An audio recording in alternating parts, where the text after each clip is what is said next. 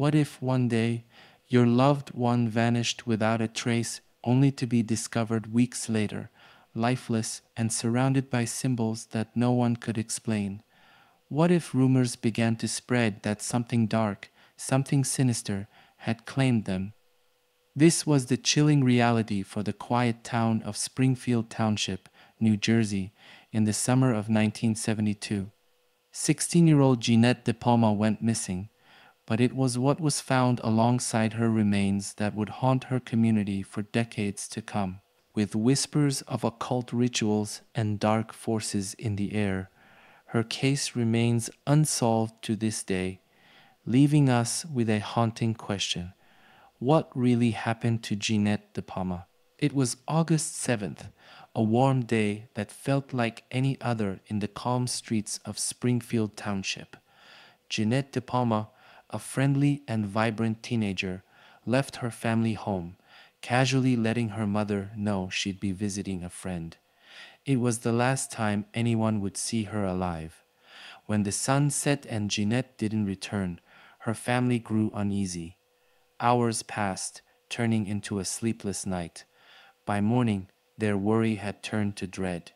She hadn't stayed at any friend's house, and she wasn't anywhere to be found. With heavy hearts, her family reported her missing, igniting a search that would lead them down a path darker than they could have ever imagined. 6 long weeks passed with no word, no sign of where Jeannette could be. Her family was desperate, holding on to hope, but growing more fearful with each passing day. Then, on a seemingly ordinary morning, Springfield's quiet was shattered in the most horrific way imaginable. A local dog, normally playful and harmless, trotted back to its owner's porch, carrying something grim, something unmistakably human. In its jaws was a decomposed forearm, a discovery so chilling it sent shockwaves through the community.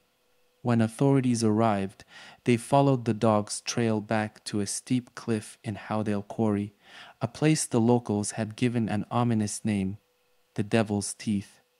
It was here, hidden among the rugged rocks and thick overgrowth, that the remains of Jeannette DePalma were found.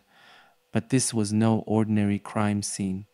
The positioning of her body, the strange symbols surrounding her, hinted at something darker, something that defied simple explanation.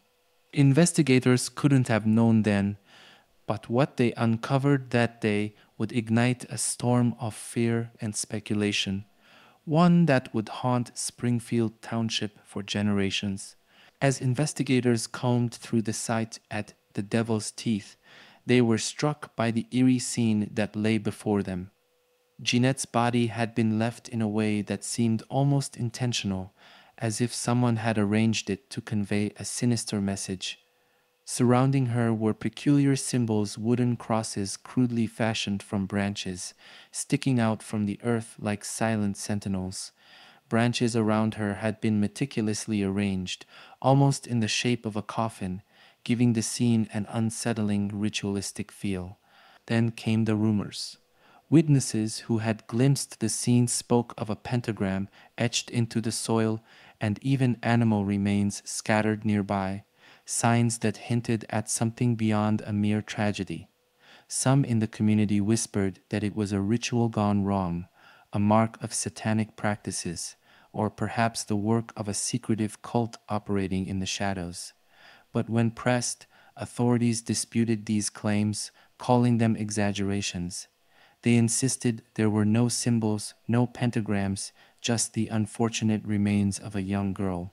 Yet, for those who saw the scene with their own eyes, the memory of that chilling setup lingered, sowing the seeds of suspicion and dread. What had really happened to Jeannette DePalma? And was her death truly a random act of violence or a deliberate, dark ritual? When Jeanette's body was finally brought to the coroner, hope lingered that answers would be found, clues that could explain how a bright 16-year-old girl had met such a grim fate. But the harsh reality of time had taken its toll. Her body was so badly decomposed that the autopsy could only reveal fragments of what might have happened. The coroner pored over every detail, looking for signs that could shed light on the nature of her death. While an exact cause couldn't be pinpointed, certain signs hinted at something unmistakable: strangulation. Though the evidence was faint, it was enough to suggest that Jeanette's death wasn't a tragic accident. This was no misstep in the woods or a terrible fall. It was murder. The coroner's findings set a grim tone for the investigation, confirming the worst fears of her family and the community. With a suspected homicide on their hands, investigators now had a chilling question to answer: who would want to take the life of an innocent girl, and why? The mystery was only deepening, with each answer leading to more haunting questions. It didn't take long for whispers to ripple through Springfield Township, growing louder and darker with each telling. The way Jeanette was found, the eerie symbols of branches and crosses, and the very name of the place, the Devil's Teeth, created a perfect storm for fear and speculation. People started to talk, and the more they did, the more the story twisted into something far beyond a simple tragedy. Could this have been the site of a dark ritual? Was there a secret group hiding in plain sight, practicing something sinister in the shadows? Local media latched onto these rumors with fervor. Headlines splashed across newspapers, painting a terrifying picture of satanic cults and occult practices right in the heart of their quiet community. Stories of pentagrams and sacrificial elements, whether true or exaggerated, dominated the narrative, transforming Jeanette's death into a dark tale that was as compelling as it was frightening. For the residents of Springfield, the line between fact and fiction began to blur. The thought of occult rituals and hidden evils lurking so close to home was unnerving. Parents kept their children indoors, and the streets, once friendly and open, felt less safe. And all the while, amidst the rumors and fear, Jeanette's true story was slipping away, buried beneath layers of speculation and media sensationalism. Was there any truth to the stories of occult practices, or was it all a small town's desperate attempt to make sense of an unspeakable tragedy? As the fear continued to spread, so did the questions, and with them, the mystery of Jeanette's death became something bigger, something that would haunt everyone involved for years to come. Springfield Township was once a place where neighbors greeted each other on quiet streets, where doors were left unlocked without a second thought. But after Jeannette DePalma's death, everything changed. Fear seeped into the fabric of the town, casting shadows over once familiar faces. People looked over their shoulders, eyes darting nervously, as if danger could be lurking just beyond their view. The unsettling details surrounding Jeanette's case whispers of occult symbols. The ominous location of her body spread like wildfire, infecting everyone with dread. Rumors took on a life of their own. Some residents believed that a cult was indeed operating nearby, practicing dark rituals under the cover of night. Others whispered about the possibility of a serial killer targeting young girls, leaving scenes that hinted at something twisted and ritualistic to confuse authorities. Yet, despite the swirling theories, concrete evidence was nowhere to be found. Each day without an arrest only deepened the sense of unease. For many, the lack of answers made the terror feel more real, as though something evil was prowling their streets, hidden but ever present. Parents clutched their children a little tighter, neighbors grew distant, and a community once marked by warmth became fractured, divided by fear and suspicion. As autumn leaves began to fall, the mystery surrounding Jeannette DePalma's death grew colder, and Springfield seemed to be waiting either for answers or for the nightmare to strike again. In their minds, one question echoed over and over: Would they ever truly feel safe again? From the start, the investigation into Jeannette DePalma's death was plagued with obstacles. Investigators hoped that witness statements would help reconstruct her last moments, but they were met with conflicting stories and rumors that blurred the truth. Friends, neighbors, and acquaintances offered fragments of information, but none of it formed a clear picture. Some claimed to have seen Jeannette with unfamiliar people on the day she disappeared. Others insisted she was last spotted alone. Every account seemed to contradict the last, leaving investigators to piece together a puzzle with pieces that didn't quite fit. Complicating matters further was the near total lack of physical evidence. By the time her body was found, any potential clues had been ravaged by nature and time. The advanced state of decomposition erased traces that could have pointed to her killer. No fingerprints, no DNA, no footprints, just the eerie arrangement of branches and crosses, hinting at something sinister, yet offering no tangible leads. Desperation to solve the case grew as days turned into weeks, then months.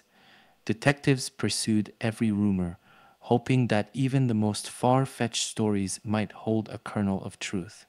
But every lead led to a dead end, and as the trail grew colder, so did hope.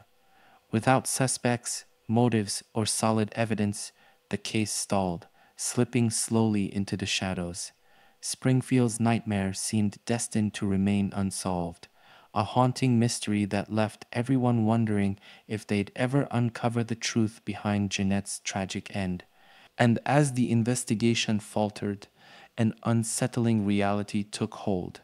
Her killer was still out there, shrouded in secrecy, their identity as elusive as ever. Years passed, and Jeannette DePalma's case remained unsolved, a tragic mystery carved into the history of Springfield Township. But in 1999, an unexpected and devastating blow struck the investigation. Hurricane Floyd tore through New Jersey, leaving a path of destruction in its wake. Amid the chaos, authorities revealed that critical evidence in Jeanette's case had been destroyed, washed away by flooding that overtook the police storage facility. The revelation was a bitter pill for Jeanette's family and the community to swallow. For years, they had held onto the hope that advancements in forensic science could one day bring clarity, perhaps even justice, for Jeannette. DNA analysis, once a distant dream, had become a powerful tool in solving cold cases, often uncovering secrets that had been buried for decades. But now, with much of the physical evidence gone, those hopes seemed to vanish along with it. The loss of evidence sparked outrage and suspicion. How could such vital items simply be lost? And why had no one ensured their protection over the years? Some began to wonder if there was more to the story, speculating about negligence or even a cover-up. After all, this was the case that had spurred rumors of the occult, whispers of dark forces at play. Could it be that someone, somewhere, wanted Jeanette's story to remain a mystery? With this critical setback, the investigation felt more haunted than ever. The evidence was gone, the leads had gone cold, and what remained was the memory of a girl whose life had been cut short. And with no evidence left to test, the mysteries surrounding Jeannette DePalma's death grew deeper, a lingering shadow with answers now lost to time. As the investigation into Jeannette DePalma's death unfolded, the media's influence cast a long, unshakable shadow over the case. Local newspapers and national outlets alike found themselves captivated by the haunting details, and soon headlines filled with words like satanic, occult, and ritual began to dominate the coverage. Rather than focusing on the young girl who had lost her life or the search for her killer, the story quickly spiraled into something darker, almost theatrical, a tale of dark rites and hidden evils lurking within a small town. Reporters, eager for sensational stories, latched onto every whisper of occultism, every rumor of secret gatherings in the woods, and every unsubstantiated account of strange symbols at the crime scene. The tragic loss of a 16-year-old became fodder for dramatic speculation, as the true essence of the investigation was lost in the noise. The public, inundated with stories of cult activity and supernatural overtones, began to see Jeannette's death less as a crime and more as an unspeakable, otherworldly horror. This sensationalist approach did more than just terrify the community. It diverted attention from other potential leads. Investigators found themselves overwhelmed by tips that led nowhere: false sightings, wild theories, and dead ends that clouded the already hazy path to finding Jeanette's killer. Witnesses who might have come forward with information were drowned out by the cacophony of exaggerated stories. Even those close to Jeannette felt powerless, their voices overshadowed by the media's fascination with the occult. In time, the media's portrayal of the case became as much a part of the mystery as the crime itself, and as the real story of Jeannette DePalma faded into the background, so did the chance of uncovering what truly happened.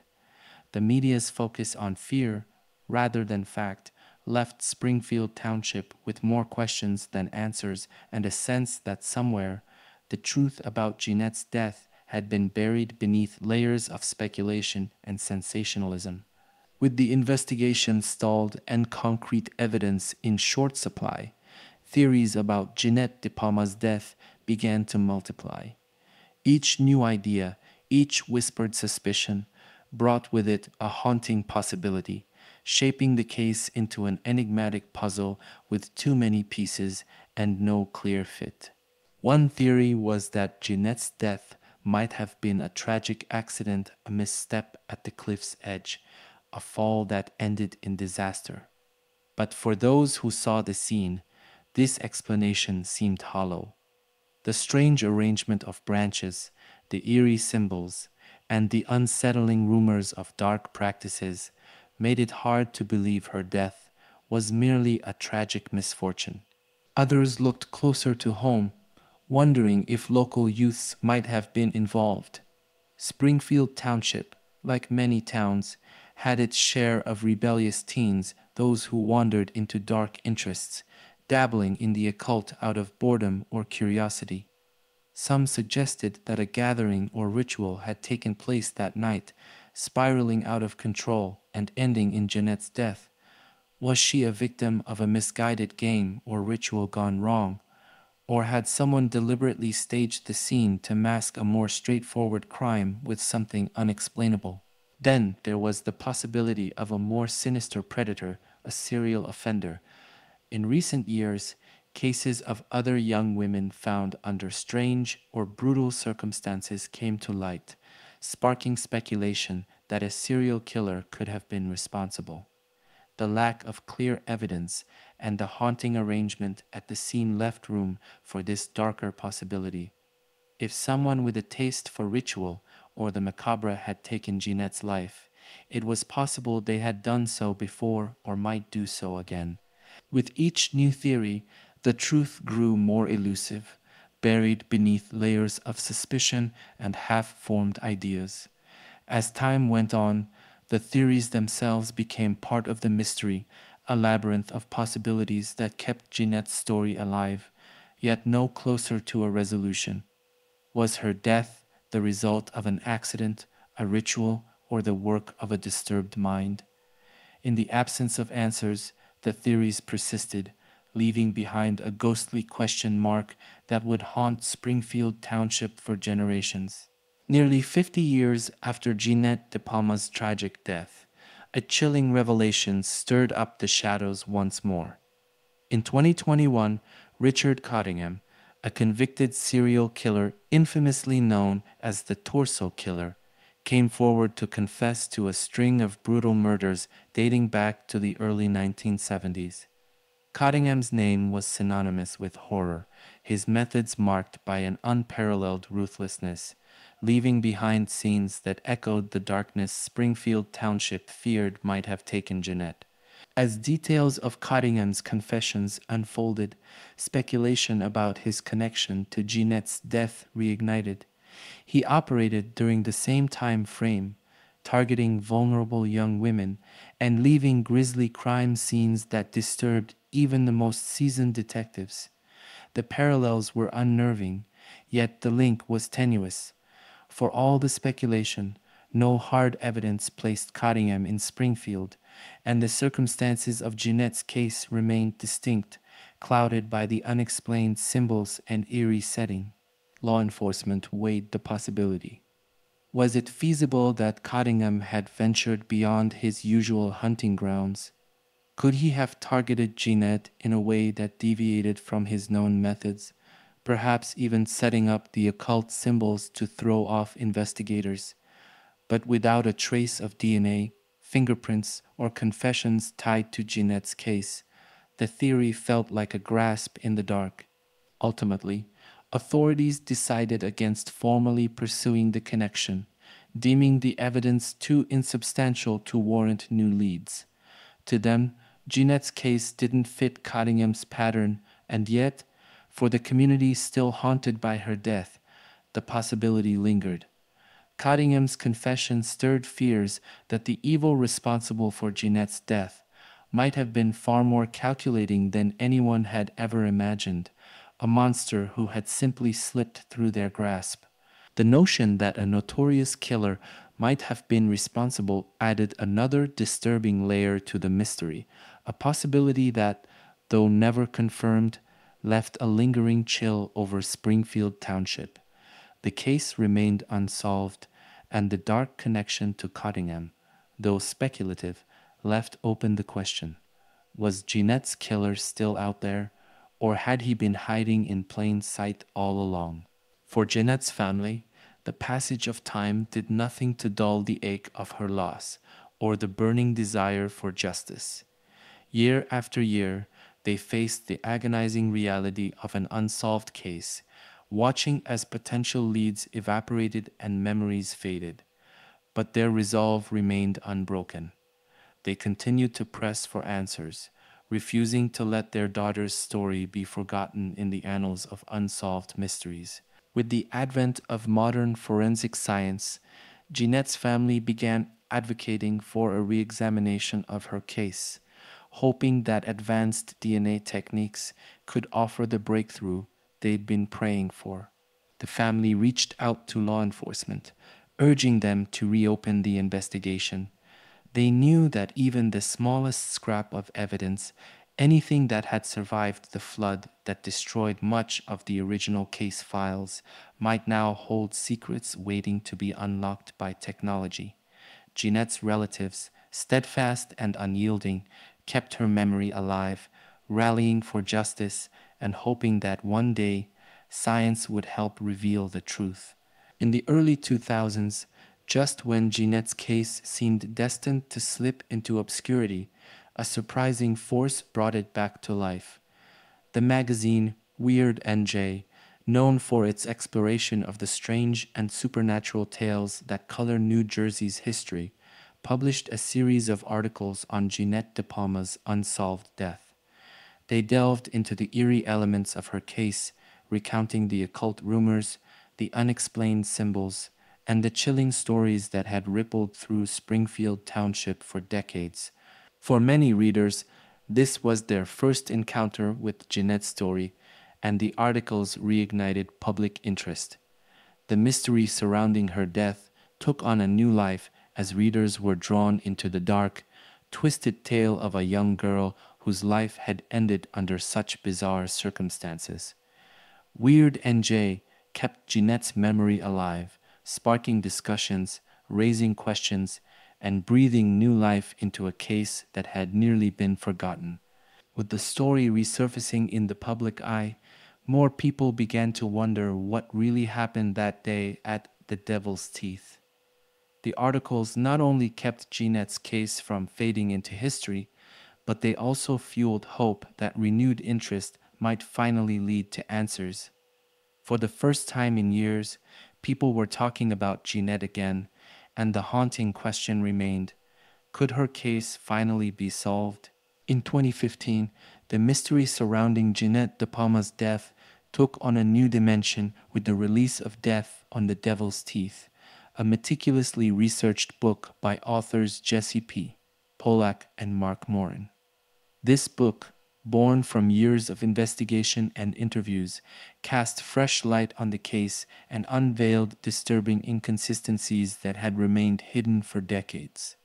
Pollack and Morin delved into old reports, scrutinized the police's handling of evidence, and questioned witnesses and community members who still held pieces of the puzzle. Through their work, unsettling details emerged. Certain records were found to be incomplete or contradictory, and some evidence had been mishandled or overlooked entirely.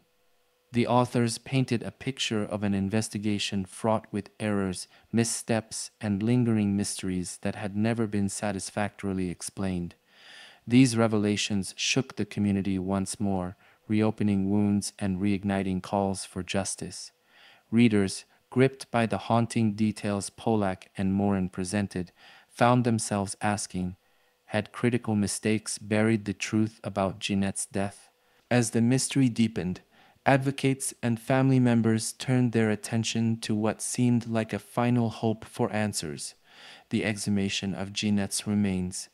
Advances in forensic science had proven that even after decades, traces of DNA could sometimes be retrieved, offering a chance to find the missing link that could expose her killer. Calls for exhumation grew louder, with supporters arguing that the potential for new evidence far outweighed any reason to keep her grave undisturbed. Yet, despite these pleas, no authorization for exhumation has been granted. Bureaucratic hurdles and reluctance from authorities have kept Jeannette's remains untouched, leaving potential evidence locked away, just out of reach. To her family and those who have championed her case, this denial feels like another chapter of injustice. They wonder, with modern technology at their fingertips, how long must they wait before someone takes a closer look? For now, her grave remains closed, and with it, perhaps the key to understanding what happened all those years ago. Decades have passed since Jeannette DePalma's tragic death, yet the memory of that summer continues to haunt Springfield Township. Every year, on the anniversary of her passing, residents gather, sharing stories, memories, and speculations.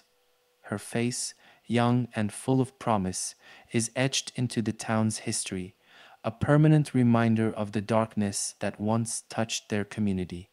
For some, Jeannette's case serves as a warning of the unknown, a cautionary tale of evil that can hide in plain sight. For others, it's a story of justice delayed, of a young life taken without explanation, and of a system that may have failed to protect one of its own. As the years roll on, Jeannette's memory lives in the hearts of those who never stopped seeking answers, the townspeople who remember her, and the family who waits for justice. Springfield Township remains bound to her story, a community forever marked by a mystery that, despite every effort, remains unsolved. And so, her story endures an unshakable reminder of questions unanswered, justice unfulfilled, and the tragic truth that some shadows never fade. In recent years, documentaries and true crime podcasts have reignited public interest in Jeannette DePalma's case, pulling it out of obscurity and into the world's spotlight. These platforms allow new audiences to encounter her story, exploring the chilling details and revisiting the eerie elements that have baffled investigators and haunted her community. As each documentary episode or podcast series airs, fresh discussions emerge, sparking theories, speculation, and the hope that perhaps, with enough voices, answers might still be found. Modern media has given Jeannette's story a new life, keeping her memory alive in a digital age that thrives on unraveling the unknown. Yet, with every revival of Jeannette's story, questions about a potential cover-up resurface. Some believe that authorities, knowingly or otherwise, mishandled her case, or kept certain details under wraps? Was there information about Jeannette's death that never saw the light of day? Was her case a victim of negligence or, as some fear, intentional concealment? These suspicions have sparked countless debates, fueling a lingering distrust and suspicion that something vital remains hidden. And while no conclusive proof of a cover up has emerged, the thought that crucial information could have been suppressed keeps the public questioning every detail, every decision, and every gap in her case. Today, Jeanette's family and advocates continue to push for transparency from law enforcement. They've called for the release of all records, a thorough re-examination of her case, and the chance to explore any remaining evidence with modern techniques. For her family, transparency isn't just a plea, it's a demand for accountability, a refusal to let Jeanette's story remain an unfinished tragedy. As they call for clarity, they're joined by supporters who believe that only full transparency can bring the answers they seek, and maybe, finally, the justice that Jeannette deserves. As we conclude this journey into the life and death of Jeannette DePalma, her story remains a haunting, unresolved mystery. Decades have passed, yet the shadows surrounding her case only deepen. The alleged occult symbols, the lost evidence, the whispers of a cover up all combine to create a story as perplexing as it is heartbreaking. The unanswered questions linger, a reminder of the young life cut short and the justice that remains elusive. Despite the passage of time, the hope for truth persists, a quiet yet unyielding force that keeps her family and community fighting. The story of Jeannette DePalma serves as a poignant reminder of the fragility of justice and the strength it takes to pursue the truth. Her case embodies the importance of investigative rigor, the responsibility of the media, and the power of community in the face of tragedy. As we honor Jeanette's memory, we reflect on the countless cold cases like hers, each deserving of resolution, each family worthy of closure. If Jeanette's story has moved you, consider sharing it to keep her memory alive. If you have information, no matter how small, that could shed light on what happened, reach out to the authorities. Together, we can amplify her voice, press for answers, and ensure that her story is not forgotten. The quest for justice is not over. Join us in seeking the truth for Jeannette, for her family, and for every soul still waiting in the shadows.